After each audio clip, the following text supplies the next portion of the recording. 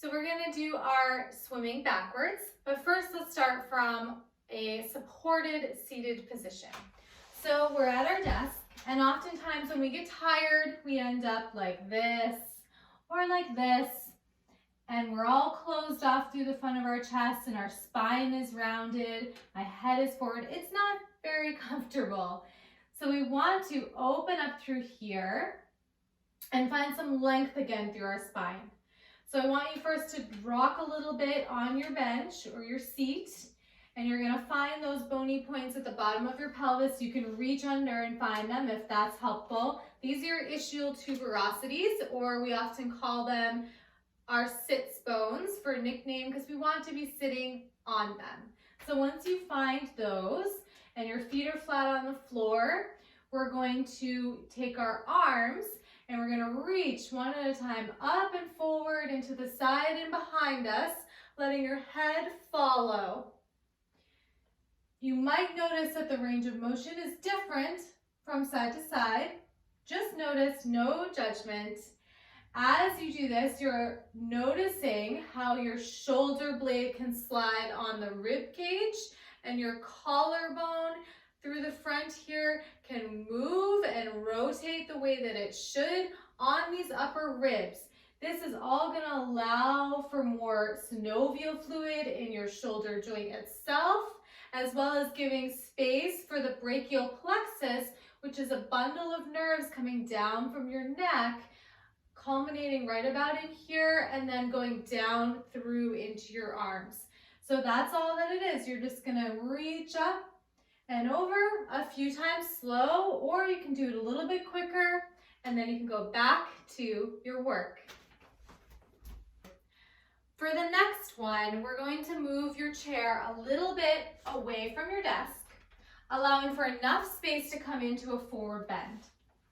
Then you're going to find your supported seated position on top of those sitting bones, feet flat on the floor, long through your spine.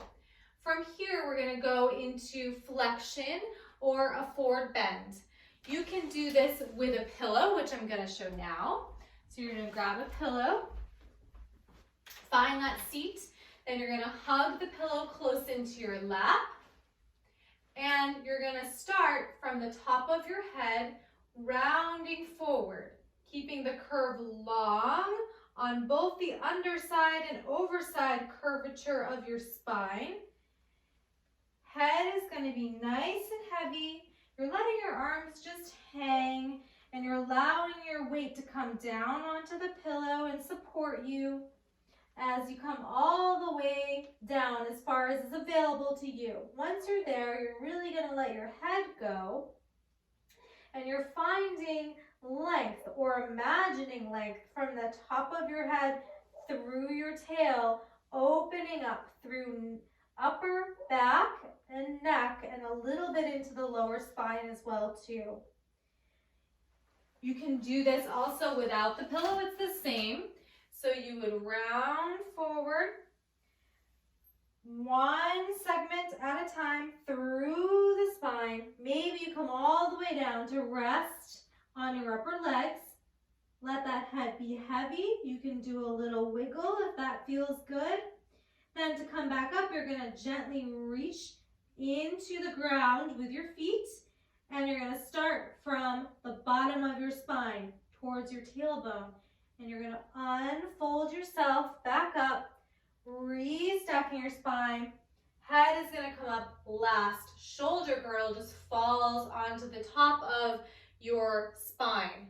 What a lot of us tend to do here is we want to pick up our head and come up from there. Try to avoid doing that. As you come back up into gravity, you're just going to roll and let everything be really easy as you reorganize yourself seated. Stretching our back line, including our hamstrings.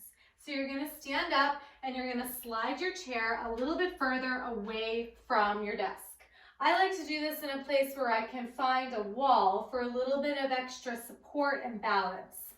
Once you have that, you're going to pick up one foot and you're going to place it on the chair. If this is too high for you, you can also do this in your stairwell on either the first or second stair.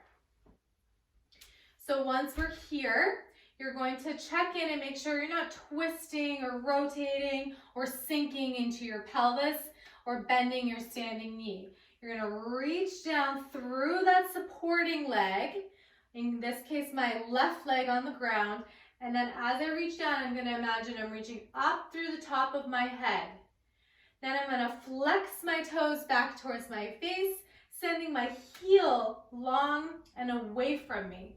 The opposite end of that, I'm going to find my sits bone, and I'm going to imagine my sits bone is going to reach down and back, not forward, which is going to pull us into this posterior pelvis and flexion of the spine, which is not going to allow the back of your leg here to stretch. Okay, so we have heel reaching long, sits bones reaching the other way, down through the foot, up through the head. If this is enough for you here, hang out for 20 or 30 seconds and then do the other side. If you'd like a little bit more of a challenge, you're going to let go of the wall and you're going to start to hinge forward at your waist, keeping all of those directions as you do so, and then also finding head to tail. Maybe you come all the way down so that your fingertips and your hands can rest on the bench. Hang out here for about the same amount of time, 20, 30 seconds. Keep everything really long, and then go ahead and come back up and do the other side.